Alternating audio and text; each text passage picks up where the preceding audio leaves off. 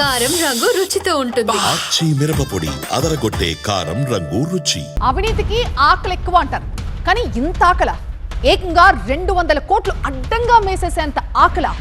మాజీ ఈఎన్సీ హరిరామ్ దోచేసి వెనకేసిన సంపాదనతో లెక్కలేస్తున్నారు ఏసీబీ అధికారులు. ఇప్పుడు వాళ్ళ నోటి నుంచి సంచలన విషయాలు బయటకు వస్తున్నాయి. పొలాలు, ఇళ్లు, డబ్బులు ఇలా వివిధ రూపాల్లో ఆయన కళ్ళు చెదిరే ఆస్తుల్ని కూడబెట్టారు. ఇంజనీర్గా నీటిపారుదల వ్యవహారాలు చూడాల్సింది పోయి ఇలా సొంతానికి నిధులు మళ్లించుకున్నారు ఈ మాజీ ఈఎన్సీ. కాళేశ్వరం మాజీ ఈఎన్సీ ఏసీబీ కేసులో సంచలన విషయాలు బయటకు వస్తున్నాయి. కాళేశ్వరం నిర్మాణ సమయంలోనే భారీ ఎత్తున హరిరామ్ ఆస్తులు కూడబెట్టారు. 14 ప్రాంతాల్లో సోదాలు జరిపింది ఏసీబీ. హరిరామ్ నాయక్ ఇంట్లో అలాగే కార్లో కూడా భారీ ఎత్తున ఆస్తి పత్రాలు స్వాధీనం చేసుకున్నారు. ఇక రేపు హరిరామ్ నాయక్ కి సంబంధించిన 3 బ్యాంక్ లాకర్స్ ని కూడా తెరవబోతోంది ఏసీబీ. గజ్వేల్లో 30 ఎకరాలుంది. పలు జిల్లాల్లో అనేక భూములున్నాయి ఆయన పేరు మీద. హైదరాబాద్, రంగారెడ్డి, సంగారెడ్డి, మెదక్, సిద్దిపేట, కొత్తగూడెం, మిర్యాలగూడల్లో అనేక అక్రమాస్తులు గుర్తించారు. 200 కోట్లకు పైగా ఆస్తుల్ని గుర్తించింది ఏసీబీ.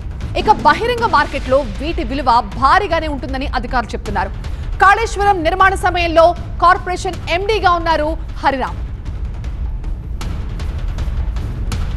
మా ప్రతినిధి జ్యోతి మనకి లైవ్ లో జరుగుతున్నారు. జ్యోతి, 200 కోట్లకే నోరెళ్లు పెడుతుంటే అంతకు మించి ఇంకా బయటకు వచ్చే అవకాశాలు కనిపిస్తున్నాయి. ఏంటి ప్రస్తుతం ఇంకా ఎక్కడెక్కడ సోదాలు జరుగుతున్నాయి? ఏసీబీ విచారణలో విస్తుపోయేటటువంటి విషయాలు బయటపెడుతూ ఉన్నారు. ప్రధానంగా కాళేశ్వరం ప్రాజెక్టు నిర్మాణ సమయంలోనే ఎండీగా వ్యవహరించినటువంటి హరిరామ్ గజ్వేల్లో చీఫ్ ఇంజనీర్గా కూడా పనిచేయడం జరిగింది. ఒక్క గజ్వేల్లోనే 30 ఎకరాల వరకు కూడా ఆస్తులను కూడబెట్టుకోవడం జరిగింది. ఇక తెలంగాణ రాష్ట్ర వ్యాప్తంగా ఆయా జిల్లాల్లో కూడా 200 కోట్లకు పైగా స్థిర చరాస్తులను కూడబెట్టుకున్నాడు భూక్యా హరిరామ్. దీనికి సంబంధించి అన్ని కోణాల్లో కూడా ఇప్పటికీ విచారణ చేసినటువంటి ఏసీబీ అధికారులు ఈ ఆస్తుల్లో చుట్టాన్ని చూసి కూడా వాళ్ళు సైతం కూడా పూర్తిగా షాక్కి గురవుతున్నటువంటి పరిస్థితులు కనిపిస్తూ ఉన్నాయి.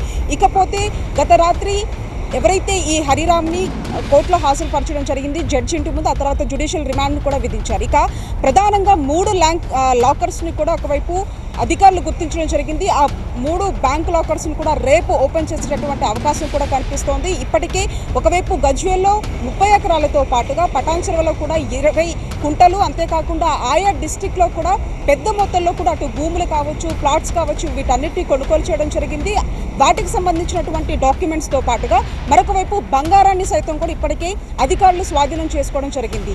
ఇది 200 కోట్ల రూపాయలైనటువంటి ఆస్తికి సంబంధించినటువంటి వివరాలు అయితే అది అనాధికారికంగా అది బయట మార్కెట్లో దాదాపుగా 10 రెట్ల వరకు కూడా ఉంటుందంటూ ఒకవైపు అధికారులు చెప్తున్నటువంటి పరిస్థితి. రేపు కస్టడీ పిటిషన్ కూడా దాఖలు చేసేటువంటి అవకాశం కనిపిస్తుంది. కస్టడీకి ఇచ్చిన తర్వాత హరిరామ్కి సంబంధించినటువంటి ఆస్తులకు సంబంధించి మరికొన్ని విషయాలు కూడా బయటపడేటటువంటి అవకాశం కనిపిస్తూ ఉంది. ప్రతిష. Right, thank you Jyothi.